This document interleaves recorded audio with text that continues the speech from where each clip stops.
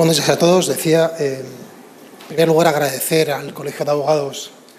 y Abogadas de Costa Rica y a la invitación que me cursó para participar en este seminario internacional de Derecho Administrativo y poder compartir con todos ustedes algunas reflexiones acerca del modelo español contencioso administrativo que espero resulten de utilidad en ese proceso que tienen de innovación o de modificación de su Código Procesal Contencioso Administrativo. Traje una presentación con el fin de facilitar el seguimiento de la intervención y en esta primera ponencia, en esta primera intervención, se nos solicitó a los tres participantes extranjeros que abordáramos un examen somero, lo que el tiempo permita, acerca de los diferentes modelos contenciosos administrativos, tanto español, francés y alemán. Y a mí me corresponde iniciar con el modelo español. Trataré de hacer algunas reflexiones históricas para luego adentrarme en lo que, en mi opinión, constituyen los elementos sustanciales de la evolución del contencioso administrativo en España hasta la actual y de la jurisdicción del año 1998.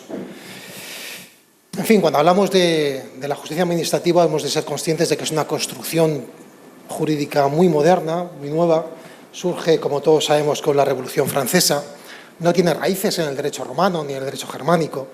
ni en el derecho natural o en el derecho medieval, y por tanto arranca de 1789,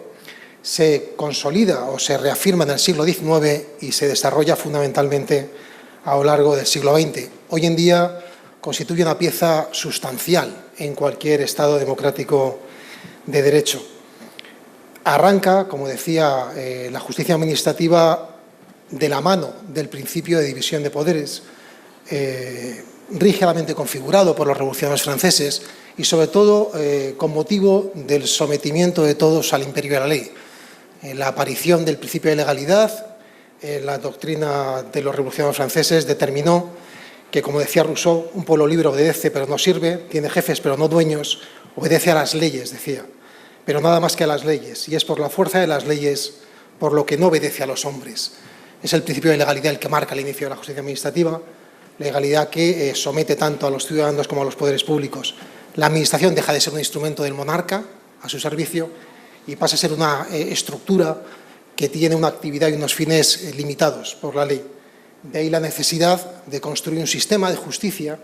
que garantice la responsabilidad política, la responsabilidad personal de quienes ejercen esa función desde la administración y, sobre todo, el sometimiento de la administración al imperio de la ley, como decía. En fin, no me voy a entrar en el estudio del sistema francés, seguro que la profesora Neira te la explicará con mucho más detalle que yo, pero sí señalar que la justicia administrativa en Francia surge encorsetada por una rígida concepción de la división de poderes, donde controlar la administración no era más que administrar y donde el Poder Judicial queda excluido de cualquier control sobre la administración. Allí se encomienda en los primeros tiempos al Consejo de Estado francés y a los consejos de prefectura el control sobre la actividad de la administración central y periférica de las instituciones francesas y se hace a través de un sistema de jurisdicción o de justicia retenida, donde verdaderamente son órganos administrativos los que controlan la administración y donde además la decisión última la tiene el Gobierno. Los órganos administrativos, el Consejo de Estado o los consejos de prefectura, solo proponían soluciones o resoluciones que eran aceptadas o no por el Gobierno. Posteriormente, en el siglo XIX se transforma el sistema o se evoluciona hacia un sistema de justicia delegada, donde ya los órganos administrativos siguen siendo órganos administrativos los que controlan a la administración, ejercen una jurisdicción plena y, por tanto, toman decisiones, resuelven, no proponen resoluciones al Gobierno, sino que resuelven. Y este es el modelo que se proyecta sobre los distintos países europeos. A partir de este momento del siglo XIX, la evolución de los diferentes países es dispar. España evoluciona de una forma diferente a Francia y ahí me detendré un poco más. Pero se parte, en definitiva, de este esquema de justicia retenida, al principio, delegada después, pero en todo caso justicia o control judicial, de la administración a través de órganos netamente administrativos, aunque dotados de cierta autonomía en su funcionamiento. En España el modelo francés se instaura a mediados del siglo XIX, 50 años después de la Revolución Francesa, más o menos. En 1845 se constituye lo que se llaman los consejos provinciales, el Consejo Real, a semejanza del Consejo de Estado francés o de los consejos de prefectura, con un modelo también de justicia retenida. Proponían al Gobierno las resoluciones, si el Gobierno las aceptaba o no. Y el ámbito de la jurisdicción se configuraba a través de un sistema de lista cerrada. No era una cláusula general de competencia, la que permitía conocer de las cuestiones administrativas, una lista cerrada de materias, muy criticada en aquella época. La Revolución Progresista de 1868, 15 años después más o menos, 20 años después, da lugar a un sistema judicial de control donde se traslada el control sobre la Administración a una sala del Tribunal Supremo, pero eso dura muy poco en España, tan solo 7 años. Posteriormente se restaura el modelo de justicia retenida y finalmente, en torno a 1888, por tanto, a finales del siglo XIX, el sistema que prospera en España es un sistema mixto de control, que no dio muy buen resultado. Se crean unos órganos formados por jueces y por funcionarios públicos que ejercen el control sobre la administración pública, el control de legalidad, pero ni los jueces estaban especializados porque compartían esa función con funciones civiles y penales, ni los funcionarios estaban tampoco altamente cualificados. Eran diputados, eran profesores de secundaria, abogados en ejercicio, que no tenían por qué serlo en el orden administrativo. En definitiva, es un sistema que no aporta grandes decisiones ni una doctrina importante desde el punto de vista jurisprudencial. Verdaderamente, el sistema español del control sobre la administración despega a partir de inicios del siglo XX, en 1904, cuando se judicializa el control. En España el control administrativo de la administración nunca funcionó verdaderamente y a partir de ese momento se instaura el control en una sala del Tribunal Supremo, comienza a caminar con cierta solvencia y se especializa además, de manera que una sala especializada es la que se encarga exclusivamente del control de la Administración. Este es el modelo que se traslada a la Ley de 1956 española y posteriormente a la vigente Ley de 1998. Hubo un paréntesis en la Guerra Civil Española, del 38 al 44, pese a que la guerra acabó en el 39, se mantuvo hasta el 44 la suspensión del control sobre la Administración y finalmente, como digo, la Ley de 56, la que verdaderamente permite considerar que hay un sistema de control judicial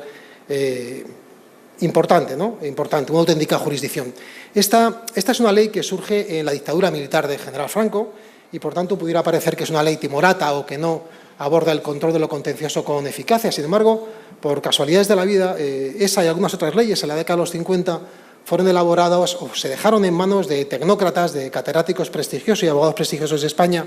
y, curiosamente, es una ley que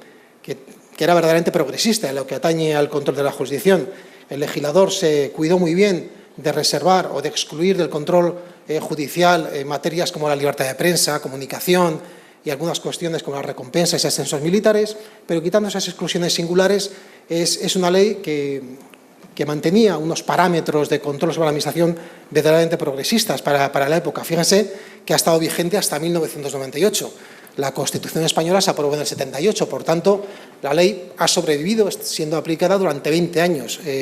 desde la aprobación de la Constitución española con muy pocas modificaciones, lo cual revela su calidad técnica y la amplitud con la que se contemplaba el ámbito de la jurisdicción contencioso administrativa. Por señalar algunas características de esa ley, para que vean cómo evoluciona el sistema contencioso administrativo, en España diré simple y llanamente que, en primer lugar, especializa el control jurisdiccional a través de tribunales de lo contencioso administrativo, incluso especializa a los miembros de los tribunales. En la actualidad, y con motivo de la aprobación de aquella ley, 2 de cada 3 magistrados de las salas de justicia en España y 3 de cada 5 en la sala de lo contencioso del Tribunal Supremo, para acceder a esas plazas han de superar unas pruebas de especialización internas, una vez ingresados en la carrera judicial, duras pruebas de especialización que garantizan una formación en derecho administrativo profunda, lo cual revela la atención que se prestó a la especialización de los jueces en esta materia. En lo que atañe al ámbito de la jurisdicción, se pasó de un sistema donde solamente eran controlados los actos administrativos a un sistema donde se controlaban también las disposiciones de carácter general, que hasta entonces no tenían control judicial, disposiciones de carácter general, naturalmente, con rango inferior a la ley. Se fomentó la legitimación, se pasó de un sistema de legitimación sobre la base de la titularidad de derechos subjetivos a un sistema de legitimación basado en lo que se denominaba en aquella época del 56 el interés directo en el asunto, y se configuró en definitiva la jurisdicción contencioso administrativa como una jurisdicción revisora de una actuación administrativa previa que era sometida a un control de legalidad sobre la base de la cláusula general de atribución de competencia. se asignaba a la jurisdicción contenciosa el conocimiento de cualquier actividad administrativa sujeta a derecho administrativo, sin más limitaciones que aquellas que comenté antes estableció el legislador para salvaguardar, evitar la intromisión del Poder Judicial entonces en materias como la libertad de información, la libertad de prensa, el estatus de los militares, cuestiones muy puntuales, ¿no? También quedó al margen del control judicial los actos políticos, verdaderamente, salvo en algunas cuestiones puntuales, como la fijación de indemnizaciones por los daños que pudieran generar los actos políticos. Y en lo que atañe a la actividad discrecional de la Administración, el control era muy tibio. Solamente afectaba a parte de los elementos del ejercicio de la actividad, en particular a los escasos elementos reglados que tenía la actividad discrecional. Tenía problemas serios en materia de ejecución de sentencias, porque se atribuye la ejecución de sentencias a la Administración. No prosperó en aquella época la atribución de la ejecución a los propios tribunales y se permitía a la Administración suspender o inejecutar las sentencias. Eso era una importante traba, ¿no? Por una decisión del Consejo de Ministros se podía hacer y eso evidentemente limitaba la eficacia de las decisiones judiciales.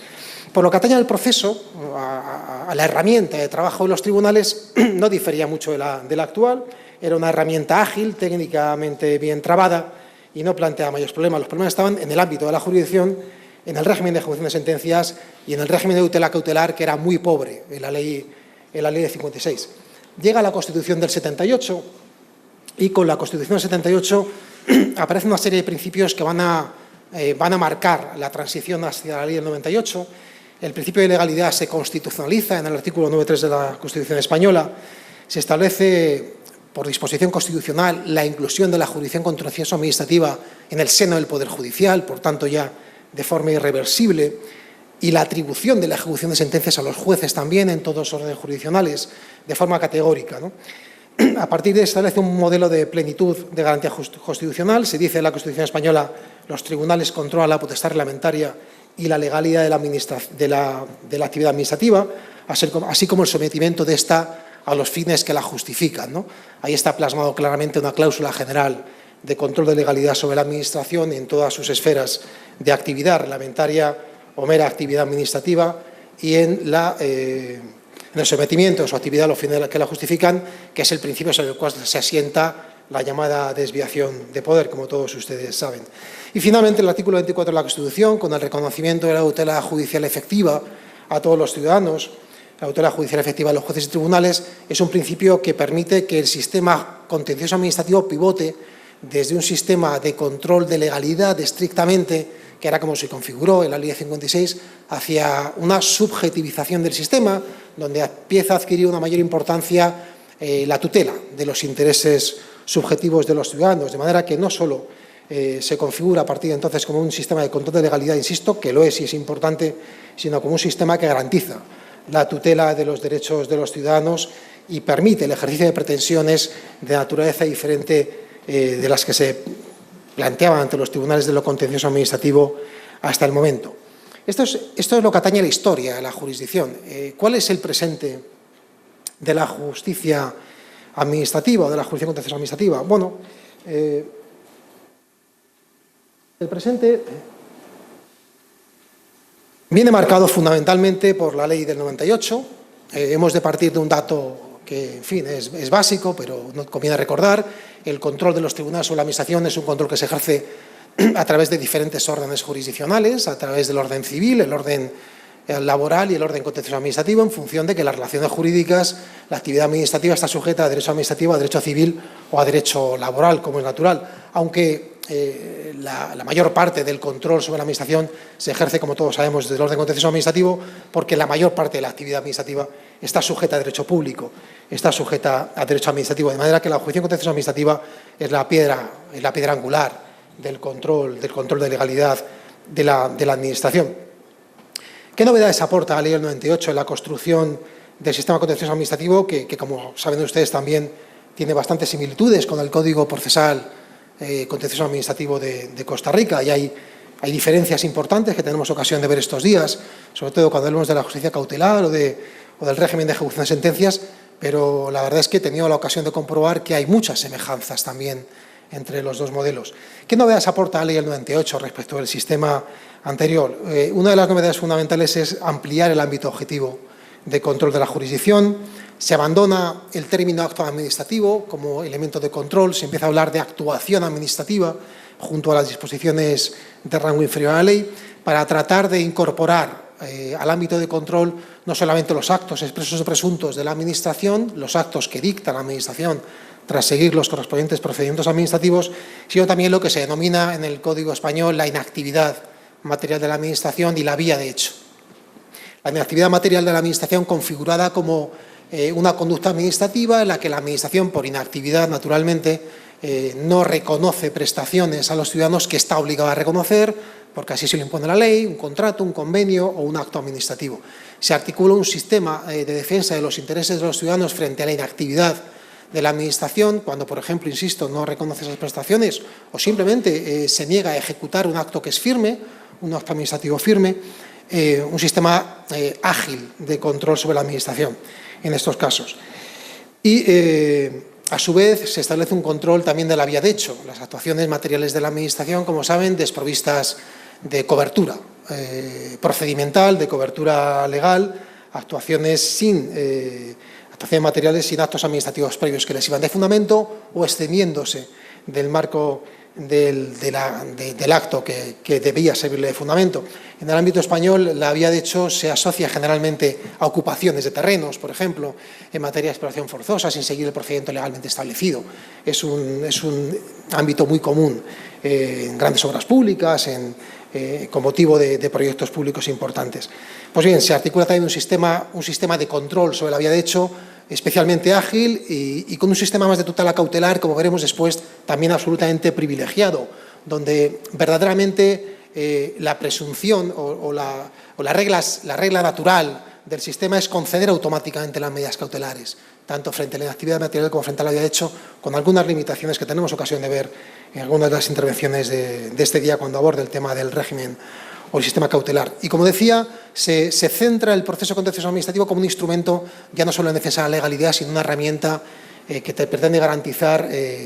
la tutela de los derechos de los ciudadanos, lo cual presenta algunas características importantes en el sistema procesal. Se establece un control limitado sobre los decretos legislativos. Esto es importante. En España los decretos legislativos son normas con rango de ley que elabora el Gobierno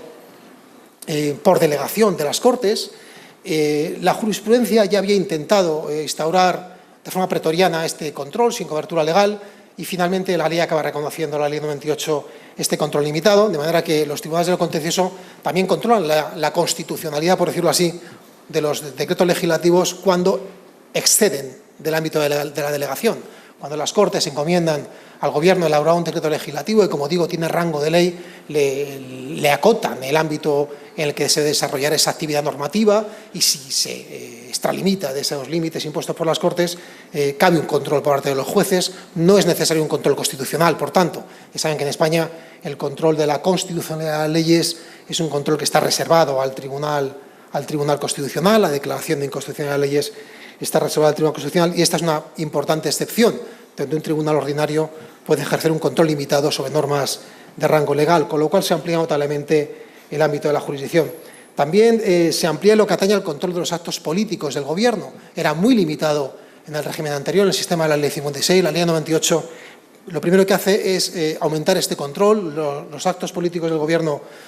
son susceptibles de control judicial en lo que atañe a la tutela de los derechos fundamentales, cuando se dan en juego derechos fundamentales, en lo que atañe a los elementos reglados del ejercicio de la actividad política. Todo acto político tiene elementos reglados, aunque solo sea la competencia del órgano que los dicta y el procedimiento, por tanto siempre hay elementos reglados en esa actividad política y sobre todo a través de la determinación de las indemnizaciones, de los daños que pudiera ocasionar un acto político a los ciudadanos. Por poneros un ejemplo, en un momento determinado, allá por los años 90, el Gobierno decidió cerrar la frontera con Gibraltar por aquello de los conflictos anglo-españoles en torno a la colonia gibraltareña de Gibraltar, que está en el sur de la península ibérica, una colonia inglesa, y eso provocó unos daños tremendos a la población limítrofe con la frontera porque le hundió el comercio. El cierre de la frontera. Bueno, pues eso dio lugar a un proceso de responsabilidad patrimonial donde los tribunales hubieron de delimitar en qué medida el Gobierno, que era libre de tomar esa decisión, de decisión política, tenía que reparar económicamente a los ciudadanos que se hayan visto perjudicados por esa decisión política a través de un proceso de responsabilidad patrimonial, ¿no? En fin, y en lo que atañe al control de la discrecionalidad administrativa, se profundiza mucho en el control de la discrecionalidad. Este es un elemento importante de batalla en la extensión de la jurisdicción contenciosa administrativa. Siempre lo fue. Ya saben ustedes que las potestades administrativas se dividen en las regladas y las discrecionales, y el ámbito donde el control es más complicado es en las discrecionales. Hay aspectos de la discrecionalidad, aquellos que permiten a la Administración adoptar decisiones diferentes, todas ellas acordes con el ordenamiento jurídico, pero hay aspectos reglados que se han de preservar y se han de controlar. Hay principios generales del derecho que no se pueden sobrepasar y hay hechos determinantes que permiten el ejercicio de la potestad discrecional que también permiten el control de la discrecionalidad, de manera que también la nueva ley de la jurisdicción posibilita un control de la discrecionalidad, en cierto modo configurado a través de la jurisprudencia, a través de los hechos determinantes del ejercicio de la potestad, de los elementos reglados de la misma y sobre todo de los principios generales del derecho, sobre todo y en particular o fundamentalmente la interdicción de la arbitrariedad, que es una de las reglas a través de las cuales en España los tribunales abordan el control de la discrecionalidad. Imagínense, por ejemplo, en materia urbanística, donde la discrecionalidad de los ayuntamientos y las comunidades autónomas es muy elevada a la hora de diseñar el modelo de ciudad. En fin, pues hay un control de arbitrariedad, interdicción de la arbitrariedad importante, de manera que si no se motiva o no se justifica suficientemente por qué se adoptan determinadas decisiones urbanísticas y en qué medida favorecen, ¿no?, al desarrollo de la ciudad, al servicio de los ciudadanos, al servicio de los intereses generales, se ejerce un control sobre esa discrecionalidad y se anulan decisiones, instrumentos de planeamiento basados en ausencia de motivación, falta de justificación del empleo de la discrecionalidad. En fin, son herramientas de control técnicamente complejas, donde hay que utilizar en muchas ocasiones la herramienta también o la técnica de la desviación de poder, la utilización de potestades administrativas para fines distintos de los queridos por el ordenamiento jurídico, y donde hay que hacer uso de la sujeción de la Administración a los intereses generales, de la interdicción de la arbitrariedad para limitar, insisto, la discrecionalidad en ámbitos, como decía, como el urbanístico, donde la discrecionalidad en principio es relativamente amplia. Y desde el punto de vista subjetivo hay una ampliación también importante del ámbito de la jurisdicción, porque se incorporan al control de los tribunales de lo contencioso administrativo actuaciones que no emanan de la Administración. Me refiero a las actuaciones de lo que en España denominamos los órganos constitucionales, actos del Consejo General del Poder Judicial, del Congreso, del Senado, del Tribunal de Cuentas, en fin, del Tribunal Constitucional, actos de personal, eso sí, materias concretas, materia de personal, administración y de gestión patrimonial. Esas tres materias, esa actividad en esas tres materias está sujeta al control de la jurisdicción contenciosa administrativa. No estamos hablando de administraciones públicas, hablamos de órganos constitucionales, pero son actuaciones sujetas a derecho administrativo y, por tanto, se residencia su control también en la jurisdicción contenciosa administrativa. Es verdad que en ese caso, por razones protocolarias, el control se le asigna a la Sala Tercera del Tribunal Supremo. En el modelo español de jurisdicción contenciosa administrativa, en los tres escalones de la jurisdicción, Sala de lo Contencioso del Tribunal Supremo, salas de los Tribunales Superiores de Justicia o Audiencia Nacional, que están al mismo nivel jerárquico, y juzgados de lo contencioso, la atribución de competencias se establece en función de la procedencia del acto administrativo y de la naturaleza del mismo, ¿no? Pues bien, cuando los actos emanan del Gobierno directamente o de estos órganos constitucionales, el control se ejerce directamente, el control en instancia, el control de plena jurisdicción en instancia, no por vía de recurso, de apelación o casación, se ejerce directamente por el Tribunal Supremo. Al igual que los juzgados, que son el tercer escalón, tienen el control básicamente sobre el ámbito municipal, aunque también tienen algún control sobre actuaciones de la administración periférica del Estado o de las comunidades autónomas, y en el escalón intermedio, la Audiencia Nacional y los Tribunales Superiores de Justicia, se residencia el control sobre los actos más importantes de las comunidades autónomas y algunos actos del Estado, como ocurre en el Tribunal Superior de Justicia de Madrid, que yo presido, porque tienen su sede en Madrid todos los ministerios, todos los departamentos ministeriales, y se aboca a este tribunal parte del control también sobre la actividad del Estado, y en la Audiencia Nacional el control sobre los actos de los ministros y secretarios de Estado. De manera que son tres escalones de control donde en los tres niveles se ejerce plena jurisdicción, y en el caso del Tribunal Supremo también se ejerce un control por la vía casacional. En el caso de los Tribunales Superiores de Justicia y la Audiencia Nacional hay un control también por la vía de apelación frente a las resoluciones de los juzgados. Pero entre los tres niveles, insisto, hay también control en instancia, ¿no? Control de plena jurisdicción sobre decisiones administrativas y, por tanto, si se ponen recursos sobre actos o disposiciones administrativas de forma directa ante esos tribunales. Desde el punto de vista de la organización judicial, la mayor novedad de la Ley 98 es la instauración de los órganos unipersonales. No existían hasta el 98. Hasta el 98 el control de la jurisdicción contenciosa administrativa era un control a través de las salas de justicia. Fue muy polémica la instauración de los juzgados, hubo muchas críticas, hubo quien sostuvo que los jueces unipersonales no iban a ejercer un control eficaz sobre la administración. Quizás se menospreció su coraje, no lo sé, pero lo cierto es que el sistema ha funcionado perfectamente y el sistema de control a través de los órganos unipersonales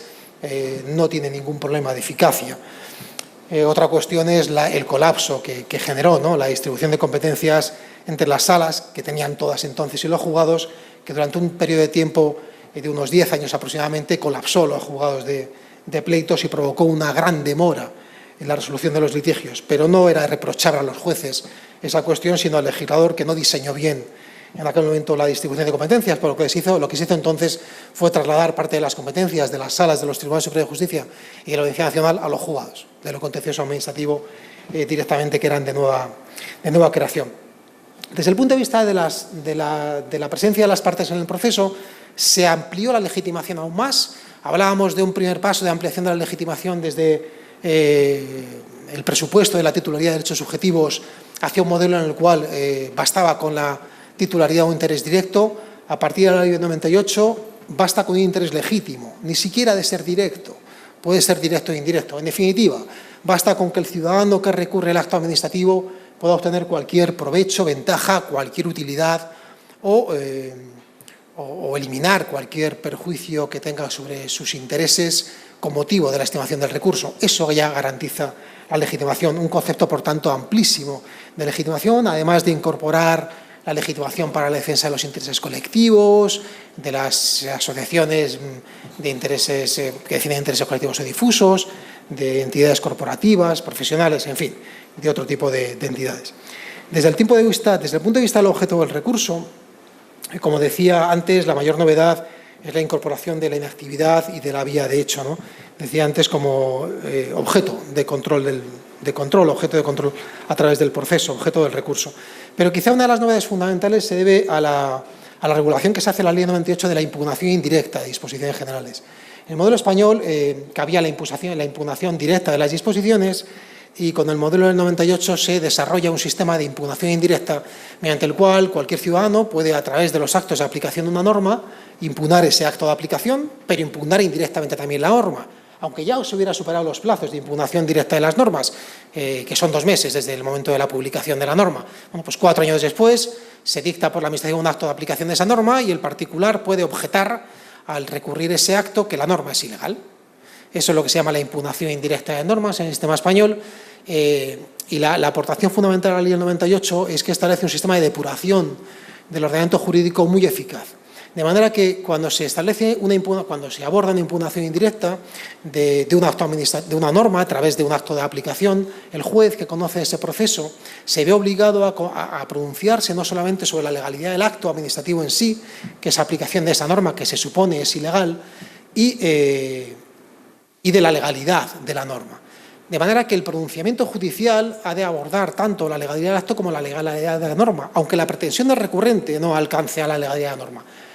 Si el tribunal o el juzgado considera que el acto es ilegal porque la norma que aplica, de la que esa aplicación es ilegal, anulará el acto, satisfará la pretensión del recurrente y anulará la norma también. Si no tuviera competencia para anularla,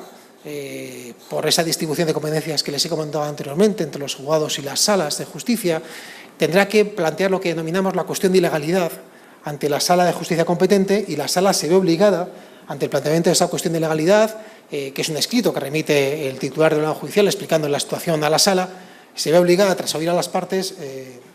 obligada a pronunciarse sobre la legalidad de esa disposición de carácter general que haya sido indirectamente impugnada. Esto, al final, es un mecanismo de depuración de la norma importante, porque se garantiza que si un acto administrativo de aplicación es ilegal o es contrario a derecho porque constituye la aplicación de una norma que no fue recurrida en su día por nadie y que está vigente, pero que es ilegal, la norma va a ser expulsada del ordenamiento jurídico con motivo de ese proceso contra el acto. Desde el punto de vista de los procedimientos, el modelo español aporta en el 98 una novedad importante, y es la incorporación del llamado procedimiento abreviado. Les he oído hablar antes de la oralidad como una ventaja en el proceso. Yo comparto esa reflexión. El procedimiento abreviado se incorporó con timidez solamente en el ámbito de competencia de los juzgados de lo contencioso administrativo. Es un procedimiento que, frente al ordinario, que es el mayoritario, es eminentemente oral, que solo afecta a asuntos de cuantía no superior a 30.000 euros, a materias de personal y a materias de extranjería y algunas sanciones deportivas. Digamos que porcentualmente puede ser el 60% de los procedimientos de los que conocen los juzgados de lo contencioso administrativo, pero apenas se aplica en las salas porque no conocen de esas materias y, desde luego, tampoco en el Tribunal Supremo. De manera que tiene una presencia importante, pero limitada. Está caracterizado por la oralidad. Es un procedimiento eminentemente oral en el cual, una vez presentada la papeleta de demanda o la demanda, a partir de ese momento todo el proceso se desenvuelve en una vista pública, donde se contesta la demanda, se resuelven las cuestiones previas, se practica la prueba y se resuelven todas las cuestiones incidentales, salvo dictar sentencia, que se hace con posterioridad. Desde el punto de vista de la ejecución de sentencias, lo que aporta el sistema moderno de control jurisdiccional es un amplio desarrollo. Decía antes que la Ley de 56, el sistema de ejecución de sentencias, era pobre. Se encomendaba a la Administración la ejecución de sentencias, se permitía que el Gobierno suspendiera o inejecutara sentencias. El sistema varía sustancialmente a partir del 98, se incrementan las garantías de ejecución de sentencias, se elimina la potestad de suspender o inejecutar sentencias y tan solo se permite, con un control judicial intenso, la expropiación de derechos reconocidos en sentencia, previa indemnización de los perjuicios causados al interesado y en 3 supuestos tasados por el legislador, que son que la ejecución de la sentencia pudiera conllevar un peligro grave de alteración en el ejercicio de los derechos fundamentales, que hubiera un temor fundado de guerra, en fin, son circunstancias muy límites, o un quebranto de la integridad del territorio nacional. Solo en esos 3 casos se autorizaría a la expropiación de los derechos reconocidos en una sentencia previa indemnización por voluntad, por tanto, de la Administración, previa indemnización de los daños causados a los ciudadanos, indemnización que establece el propio tribunal que ejecuta la sentencia, de manera que a él le corresponde fijar en qué cantidad, en ese caso, se ha de indemnizar los derechos expropiados. Se regula con precisión el sistema de ejecución de sentencias al pago de cantidad determinada, que no estaba regulado hasta entonces y que veo que en el Código Procesal costarricense tienen regulado también con bastante precisión. Se establece un régimen de intereses legales para salvaguardar los derechos de los justiciables cuando hay demoras en los pagos de las indemnizaciones y se establece una institución que es enormemente útil en el sistema de ejecución español cuando hay rebeldía, por decirlo así, de la Administración de ejecutar sentencias, que es un incidente de nulidad, de declaración de nulidad de pleno derecho de cualquier acto dictado por la Administración contrario a la ejecución de una sentencia. De manera que los tribunales españoles, en el procedimiento de ejecución de sentencia, mediante un incidente que se limita a un trámite de alegación de las partes, puede anular cualquier actividad administrativa de forma fulminante y rápida que se oponga, que trate de obstaculizar la ejecución de una sentencia firme. Y se atribuye una serie de potestades sancionadoras al tribunal también que agiliza normalmente la ejecución de las sentencias, porque se le permite imponer sanciones a los funcionarios que no actúen diligentemente en la ejecución de sentencias, sanciones económicas contra su patrimonio particular, no a cargo de los fondos públicos, lo cual, en fin, anima voluntades, como puede imaginarse. Y, en segundo lugar, se permite también la deducción de testimonio para que la jurisdicción penal juzgue a sus funcionarios por delito de desobediencia. Se incorpora una institución importante a la ejecución de las sentencias, que es lo que se denomina la extensión de efectos de la sentencia, que no es lo mismo que ustedes tienen en el ámbito de ejecución de sentencias, ya hablaremos de ello cuando hablemos de esta materia. Se le puede parecer a un sistema que ustedes tienen de aplicación de los fallos a terceros, ¿no?, y las sentencias firmes. Este es un modelo diferente, probablemente más limitado, ¿no? Ya tenemos ocasión de hablar más despacio de esta cuestión. Me limito a decir ahora que es un sistema que permite extender los efectos de una sentencia firme que ha reconocido una situación jurídica individualizada a un ciudadano, a otros ciudadanos que se encuentren en idéntica situación, a través de un incidente de ejecución de esa sentencia que agiliza normalmente el reconocimiento de situaciones jurídicas individualizadas, insisto, a ciudadanos que no han litigado en ese momento, pero que se encuentran en idéntica situación jurídica que aquel que sí que acudió al proceso y obtuvo la satisfacción de su pretensión. Es un procedimiento que evita mucha litigiosidad cuando, insisto, se trata de actuaciones en materia de personal o en materia tributaria, donde las decisiones administrativas son idénticas en relación con muchísimos ciudadanos y pueden afectar unas decisiones que se dictan de forma prácticamente estereotipada a multitud de ciudadanos en la recaudación de impuestos, en tributación, en el reconocimiento de complementos salariales, en fin, y que de esta forma se evitan nuevos recursos y a través de la ejecución de la sentencia dictada y de la extensión de sus efectos a otros ciudadanos se permite que se traslade, digamos, esa doctrina, por decirlo así, a otros supuestos cuando hay identidad de situación entre ambos supuestos. En lo que atañe al modelo de recursos no se plantean muchas novedades. El modelo español es un modelo pobre, en mi opinión, en lo que atañe a los recursos, en particular a la apelación, porque está muy limitada, y la reforma del recurso de casación reciente del 2015 también la ha limitado mucho. Escuchaba hace poco, informalmente, en una charla que tuve con uno de sus compañeros, que aquí tampoco hay, prácticamente está descartada la apelación, está muy limitada. Esto genera importantes problemas en el modelo español. En el modelo español, la litigiosidad contencioso administrativa es muy intensa. Para que se haga una idea, en la Comunidad de Madrid, solo en la Comunidad de Madrid, una de las 17 comunidades autónomas de España, pese a que es una comunidad potente, mucho más que otras, indudablemente, los procesos de los que se conoce en el orden contencioso administrativo son unos 18.000 en los juzgados y unos 10.000 en la sala que yo presido al año, ¿no? 28.000 procesos al año, solo en la Comunidad de Madrid, a un nivel de litigiosidad alto y, en fin, los recursos son una herramienta útil para mantener la unidad de criterio y sin ellos a veces es muy complicado mantener la unidad de criterio, lo cual provoca un grave daño a la seguridad jurídica, en fin, de lo cual tendré ocasión también de hablar un poquito más adelante con más profundidad. De manera que pocas novedades en materia de recursos, a la última reforma de 2015 en materia de la casación, que si quieren en el coloquio podemos comentar, es una reforma revolucionaria lo que atañe a la casación española, sustentada sobre un principio básico, que es el interés casacional para la formación de jurisprudencia. Es un modelo de casación abierto, donde el Tribunal Supremo tiene un amplio margen de apreciación para decidir qué admite o qué no admite como recurso. Eso va a determinar que se admitan mucho menos recursos al año de los que se emitían con el modelo anterior, haciendo un pronóstico razonable frente a los 5 o 6.000 recursos de casación de que conocía el Tribunal Supremo con el modelo anterior, se ha pasado a unos 1.000 más o menos al año, menos 800, de manera que es un modelo mucho más limitado, pero es verdad que permite al tribunal elegir los asuntos y por tanto le permite elegir aquellos asuntos que tienen mayor relevancia desde el punto de vista de la formación de jurisprudencia y por tanto construir, ¿no?, a través de la casación una doctrina de mucha mayor trascendencia en la seguridad jurídica. Dicen que me quedan 5 minutos y voy acabando. Gracias. En materia de medidas cautelares hay importantes novedades. Como tengo una ponencia reservada a esta materia, me limitaré a abordar esta cuestión más adelante, pero simplemente recordarles que en España pues, está un sistema innominado de medidas cautelares, de manera que junto a medidas cautelares suspensivas de ejecutividad aparecen las medidas positivas y se instaura un sistema de tutela cautelar previa incluso al proceso que no existía hasta entonces. Desde el punto de vista de las reformas que han operado sobre la ley de la jurisdicción del 98, destacar la de la casación de 2015, de las que si quiere hablamos en el coloquio, no me extenderé sobre ello por razones de tiempo, y un intento del gobierno español, del legislador, mejor dicho, de instaurar un sistema de tasas en el acceso a la administración de justicia. En fin, por ponerles un ejemplo, las tasas se articulaban en torno a 350 euros, tenían que pagar los ciudadanos por un recurso ordinario, 800 por un recurso de apelación, 1.200 por un recurso de casación. Eran tasas por el acceso a la jurisdicción, pero el Tribunal Constitucional, afortunadamente, en 2016-2017 declaró la inconstitucionalidad de la ley de tasas y ya no tiene ninguna operatividad, ¿no? No porque el establecimiento de tasas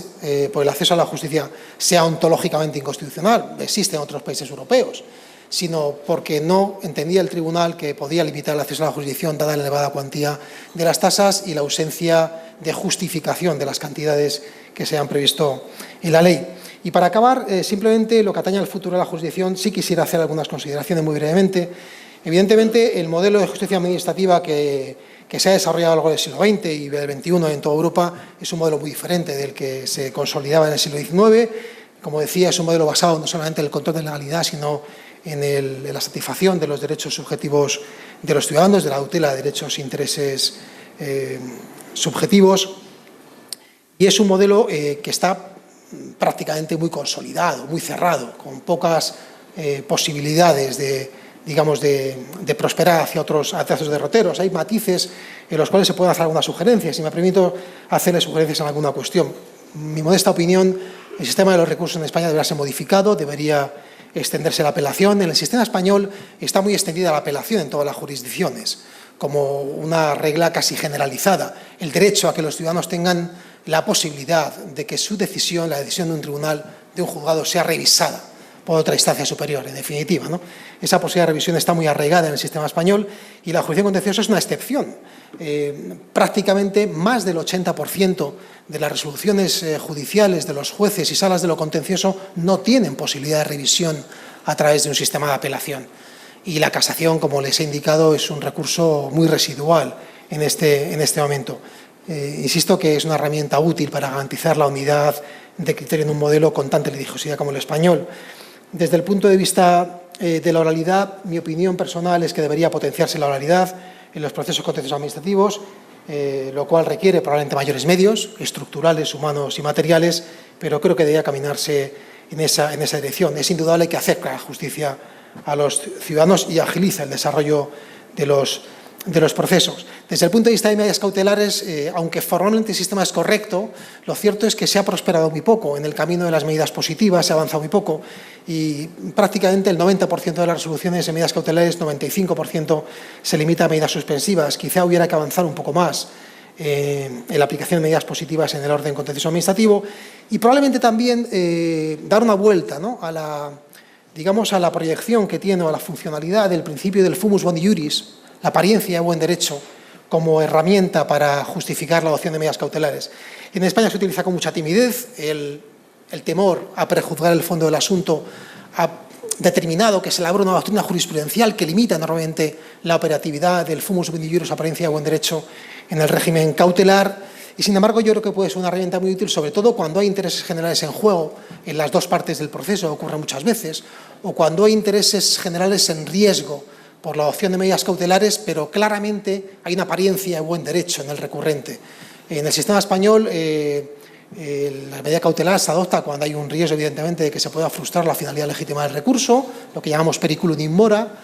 pero si hay un grave riesgo de lesión o perturbación de los intereses generales, la decisión suele ser la de no adoptar la medida cautelar. Pues bien, combinando el sistema de adopción de medidas cautelares legal con la aplicación del fumus bondi iuris, podría potenciarse la adopción de medidas cautelares profundizando en el examen de la cuestión de fondo, aunque sea de forma cautelar, si se aprecia apariencia de buen derecho en el recurrente, cosa que, como digo, actualmente en España se hace de forma muy limitada y en materias muy concretas. En medio ambiente se ha hecho, hay que reconocerlo, pero en materias muy concretas, para proteger sobre todo intereses medioambientales frente a otros intereses también generales. Por último, solamente señalarles que también se echa de menos en el sistema español recientemente que los jueces podamos limitar los efectos de las sentencias. No tenemos capacidad de limitar los efectos de una sentencia anulatoria. Los efectos están determinados por disposición legal y son los que son, de manera que cuando anulamos una disposición general, la disposición es nula de pleno derecho, todo aquello que tenía cobertura bajo esa disposición automáticamente cae y, por ejemplo, en ámbitos como el urbanístico se están provocando verdaderos problemas cuando hay actuaciones, por ejemplo, cuando hay disposiciones urbanísticas, instrumentos de planeamiento urbanístico que incurren en vicios formales. Los tribunales anulamos la disposición porque no se ha seguido, por ejemplo, el procedimiento adecuado, no se han obtenido los informes correspondientes o hay un defecto de motivación de la actuación administrativa que pudieran ser subsanados posteriormente. Pero ya da igual, una vez anulado el plan de ordenación territorial, automáticamente todo lo desarrollado bajo la cobertura de ese plan ha de ser demolido. Ese es el efecto automático y eso provoca tremendos problemas. No hay posibilidad de limitar los efectos de las sentencias y eso está generando un debate importante en España acerca de cómo articular la ejecución de sentencias que obligan a la demolición de inmuebles con motivo, insisto, de la anulación de las disposiciones normativas generales urbanísticas que permitían esa edificación. Y por último, solamente decir que quizá convendría también potenciar las atribuciones judiciales en materia de ejecución. Es verdad que las cláusulas de atribución de potestades en materia de ejecución son amplias en la ley actual, pero son excesivamente ambiguas. En ocasiones quizá se requeriría mayor precisión de la atribución de esas potestades a los jueces. Y quizá tal vez se ha reclamado recientemente que ese incidente del que le hablaba anteriormente sobre anulación de actos contrarios a la ejecución de sentencias se pudiera poner en marcha simplemente cuando se constata que una actuación administrativa es contraria a la ejecución, sin necesidad de tener que determinar si la Administración actúa premeditadamente para obstaculizar la ejecución, que es el modelo actual. De manera que actualmente en el sistema de anulación de actuaciones administrativas contrarias a la ejecución de sentencias hay que utilizar dos parámetros de evaluación, y con esto acabo. Uno es que la actuación es contraria a la ejecución de sentencia, que la dificulta, y otro que hay voluntad administrativa. Es decir, un elemento subjetivo que no siempre es fácil de determinar, ¿no?, en la voluntad de la Administración, y requiere un razonamiento específico acerca de en qué forma se ha producido esta acción administrativa. Hay muchas voces doctrinales que demandan ya que ante la dificultad de detectar si existe esa voluntad, bastara con que se contrastara que la actividad administrativa es contraria a la ejecución de la sentencia para que se pudiera anular sin más examen de la cuestión. Y estas son un poco las ideas que yo pretendía trasladarles acerca del sistema español, las virtudes de la evolución desde la ley del 56 sobre todo, y en particular también algunas de las deficiencias, en mi opinión, tiene el sistema. Espero que haya sido útil estas reflexiones, y muchas gracias por su atención.